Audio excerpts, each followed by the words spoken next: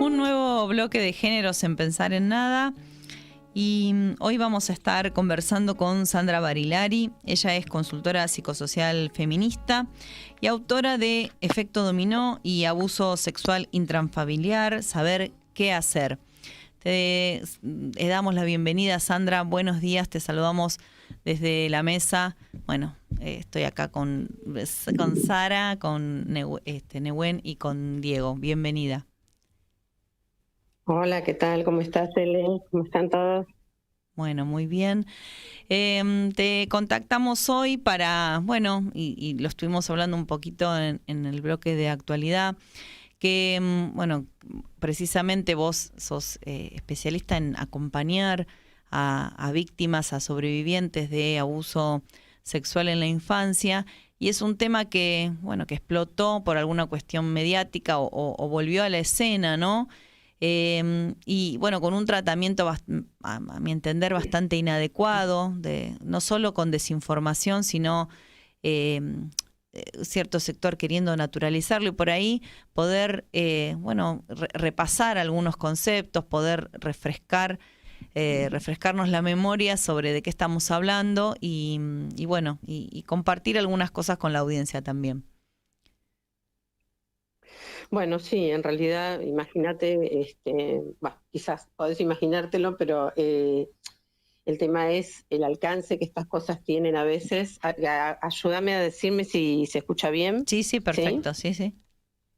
Bueno, el alcance que tienen estos temas cuando se mediatizan, porque las personas que hemos sufrido este tipo de traumas o las personas que lo están sufriendo, la verdad que se movilizan muchísimo. Entonces, eso es lo que a veces se pierde de vista, que está escuchando gente que le pasó o que le pasa. Entonces, cómo impacta en la vida de esas personas todo lo que se dice desde le cagaron la vida, ¿no? Uh-huh. Este, hasta va a tener problemas de por vida, o será una persona depresiva, bueno, no sé, escuché Uh-huh. tantas cosas. Eh, y bueno, y siempre esta ambivalencia entre si es bueno que se hable, porque se habla, ¿no? Por supuesto, y está bueno que se hable, o mejor que no hablen si van a decir algunas cosas, ¿no? Claro. Eh, pero la verdad que a medida que pasa el tiempo, yo que vengo hace tanto tiempo, escuchando estas cuestiones y trabajando el tema, observo que cada vez que ocurre, no solo se habla todo eso, también aparece todo lo que empezamos a decir desde un lugar un poco más calificado, desde un lugar más sensible, desde un lugar más cuidadoso, se empieza como a oponer, ¿no? De hecho, mira lo que pasó y fue bastante rápido cuando se hizo referencia a que el abuso era una orientación sexual, Claro. rápidamente, ¿no? De todos los lugares, no fueron solamente las redes. Así que de verdad vamos logrando hacer un camino diferente. Claro, o De sea, todos como, modos, no sin costo. claro, claro. Claro, por aprovechar la cuestión mediática para instalar o para reforzar esta información veraz y sobre todo información que sirva, porque esto que decís, ¿no? Quienes están escuchando, hay un montón de personas que, digo, este tiempo que pasa entre que suceden estos hechos aberrantes, estos delitos contra la integridad sexual, generalmente niños, niñas y adolescentes, y quienes denuncian y quienes pueden poner una palabra que después son adultos, ¿no? Ese tiempo que pasa está reforzado por las prácticas de silenciamiento, las amenazas, pero también por una complicidad, digo, social en no ver, en no dedicarle a ese tema. Exacto, sí, sí. Y cuando le dedican, bueno, a veces le dedican, mirá que hay muchas personas que pueden hablar con mucha seriedad del tema, ¿no? Eh, pero indudablemente, y esto no se lo atribuyo a nadie, digamos, no creo que sea maldad o que haya una intención malvada, es el sistema sigue intentando ocultar este tabú, por supuesto, o romantizarlo, o ponerle esta cosa medio novelesca, o meterse en la trama de vincular, que da amarillo y no profundiza, ¿no? Bueno, es lo que sigue haciendo el sistema con este tema. Igual a mí me sigue pareciendo de mucho valor todo lo que hacemos, ¿no? En contraposición a esto, para legitimar las voces, para legitimar estos delitos, para validar el hecho de que de esta herida traumática se puede sobrevivir, ¿no? Bueno, así que días muy intensos en este sentido. Sí, a mí me interesaría que pudieras, ¿no? de transmitir esto de que de la posibilidad de reparación en la persona, ¿no? En la persona que sufre esta situación. Sí, es como, digamos, durante muchísimos años tuvimos que, para despegarnos del estigma, quizás trabajar mucho en el otro extremo, ¿no? Y de ahí surge la palabra sobrevivir y ahora ya hay gente que dice no quiero sobrevivir, quiero vivir, ¿no? Ujú. Bueno, son como procesos sociales que por supuesto se manifiestan en la subjetividad de las personas que atraviesan este tema. Lo que sí es una gran diferencia, pero una gran diferencia, eh, que las personas empiezan a hablar, ¿no? Que empiezan a hablar no mucho antes de lo que hablaban antes, ¿no? Ujú. No hay una diferencia tan grande todavía en eso, por eso seguimos padeciendo este tema legal, porque se sigue esperando que las personas hablen al año, a los 2 años, a los 10 años, no sé, ¿no? Pero las personas hablan mucho más que antes, más allá de que puedan denunciar o no, hay algo que está puesto en estado público y que reivindica absolutamente no solo lo que ocurrió, porque también nos encontramos cada vez con más personas que pueden escuchar, que pueden mirar este estado de cosas sin horrorizarse y poniendo una palabra de empatía, de afecto, ¿no? Y no de culpabilización. Todo eso cambió bastante, aunque no digo que no siga ocurriendo, ¿no? Por supuesto, sigue ocurriendo. Eh, yo tengo cada vez más demanda de madres. eh, y eso no era lo más habitual, Ujú. ¿no? Madres de hijas, de hijos de todas las edades, de niñas, de adolescentes y de adolescentes también, pero adolescentes más grandes, como de 22, 24 años, ¿no? Ujú. Y eso me parece muy significativo, que mujeres que no son tampoco tan grandes, tan mayores, o mujeres jóvenes que tienen hijes, puedan apelar a un pedido de ayuda, es decir, y que ya entraron en la trama legal o no, ¿no es cierto? Ujú. Bueno, y ese es otro tema, ¿no? La trama legal como obstaculiza todo, todo, todo, todo. Eso sí que nunca está a la altura, ¿eh? Claro.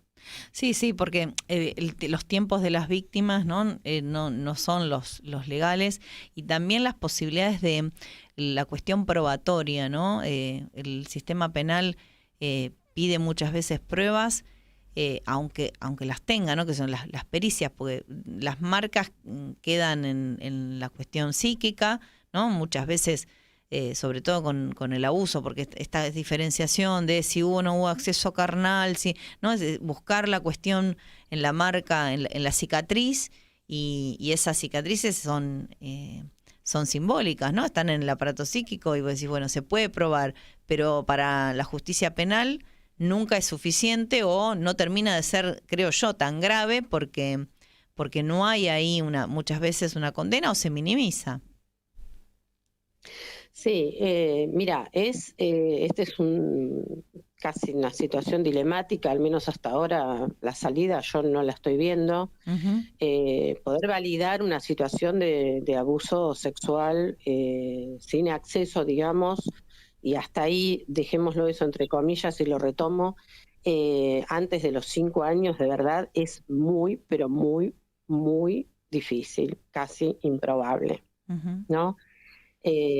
Porque porque volvemos a lo mismo, L. O sea, es como cuando seguimos intentando, no me voy a incluir porque yo no lo hago, pero esto de instruir a las niñeces, o sea, le estamos pidiendo a las niñeces que hagan algo que no es de las niñeces, o sea, esto, una niña, un niñe es vulnerado de esta manera porque está en esa condición de su etapa de vida. Si no, no estaríamos hablando de esto. Justamente es el factor que va a aprovechar, ¿no? Este perpetrador.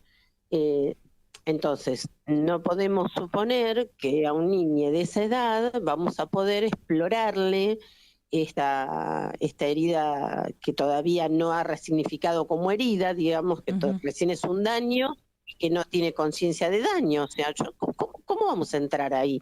Lo tenemos que despedazar, ¿no? Claro. O sea, ¿qué le estamos pidiendo a esos profesionales peritos, quizás aptos o no? Bueno, como sea entonces, ese sujeto a observar es muy difícil de explorar desde este lugar porque los depredadores también son muy sutiles a esa edad. Claro. Los depredadores tienen un comportamiento muy, muy particular según la edad de sus víctimas, ¿no? No se comportan igual. Y te decía entre comillas lo de acceso porque he estado al tanto de casos donde ha habido acceso con algunos objetos y tampoco se pudo validar porque los objetos se los introducía el niño.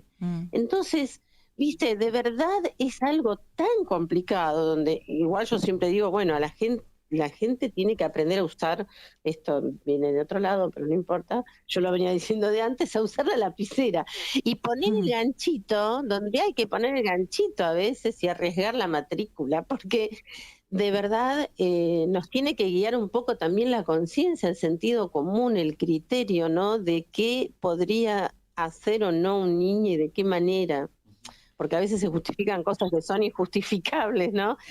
No, bueno, está bien, podría pasar, pero convengamos que si a eso se juntan un montón de elementos o signos o síntomas, ¿no?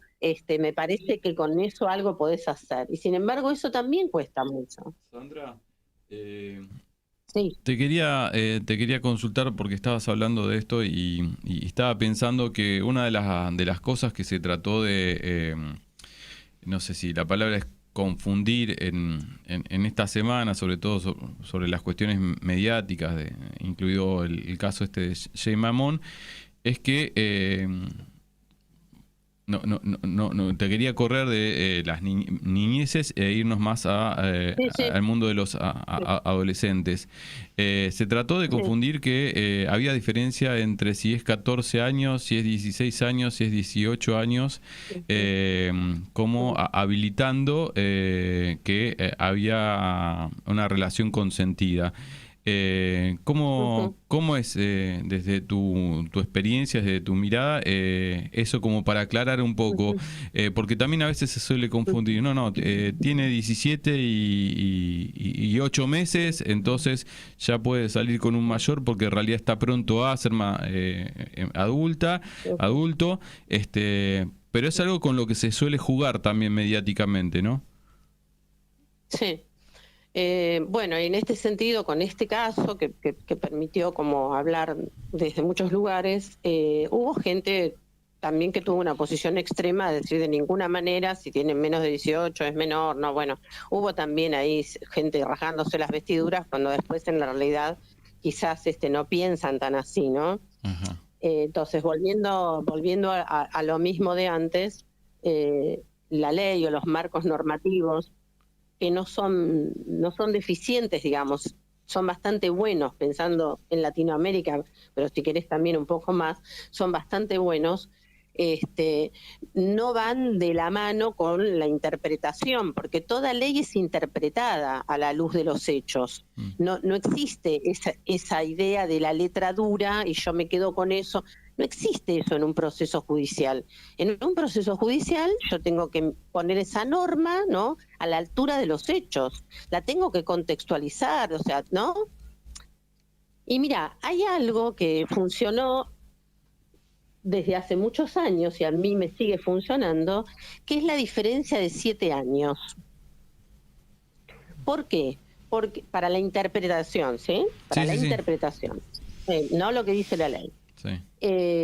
Porque en cualquier etapa de la vida hasta la maduración, cuando vos pones 7 años de diferencia como franja, de hecho son los tiempos de la primera a la segunda infancia, ¿no? Es decir, si vos ubicás a una persona de 12 con una persona de 19, te queda clara la diferencia, ¿verdad? Sí. Ambas personas están en diferente etapa evolutiva, ¿sí? De la misma manera si tiene 5 o tiene 12.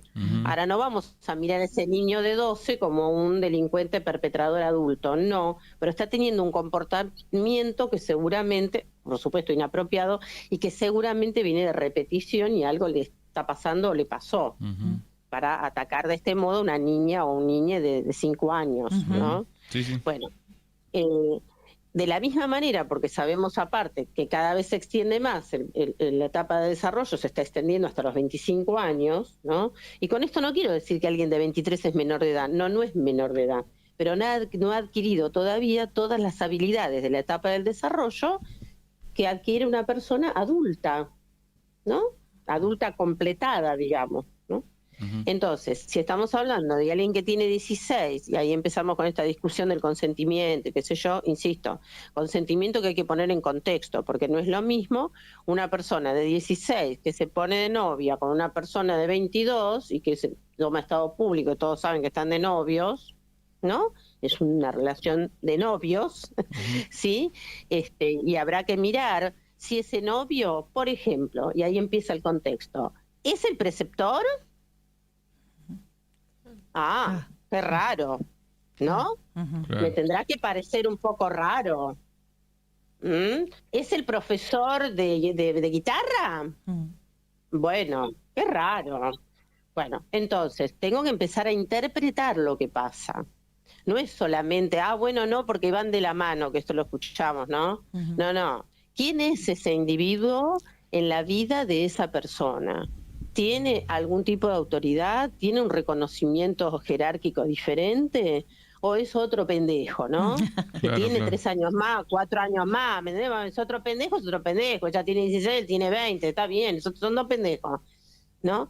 Ahora, cuando estamos hablando de alguien que tiene 16, que está en etapa de desarrollo, que es adolescente, vulnerable, y quien se opone a eso es una persona de más de 30 años con habilidades y capacidades adultas, que aparte ejerce cierta autoridad en el medio donde se maneja o en el mundo de las relaciones, ¿no? O en el poder económico, y así le podemos seguir agregando, digamos, cuestiones que le dan autoridad.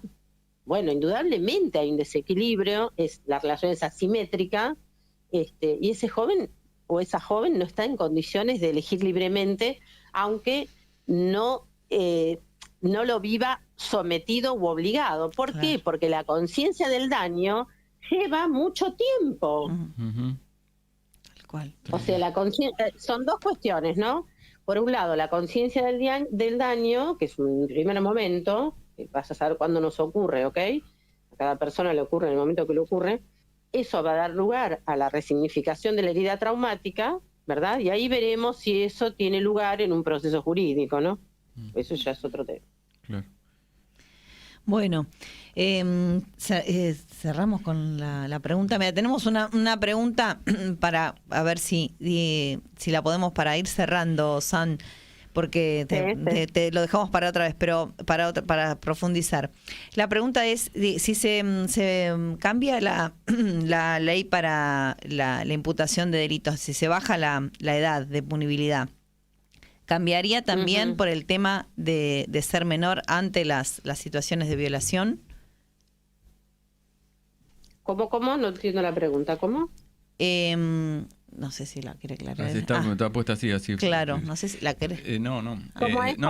Sí, nos la mandaron. Yo entiendo que el planteo es ante este planteo de bajar la edad para imputación de delitos. No sé, supongo que nos quisieron preguntar si una violada, no queda bien claro la consulta. Sí. Ahí está, a ver, el tema es, si quieren bajar la imputabilidad de 18 a los 14, ¿no? Sí. Para ser imputables por delitos. imputados penalmente por delitos de cualquier índole. Sí. También baja la edad si uno comete un delito de violación, también es 14 años, ya deja de ser menor y puede ser no. Sí. Ya entendí. Algo así. Ya entendí. No, la verdad que bueno, no acuerdo con eso, pero no, va a depender de cómo ingresa ese cambio en el Código Penal, va a depender de eso. Ajá. A veces queda sujeto a algunos delitos, a otros no, de qué será imputable.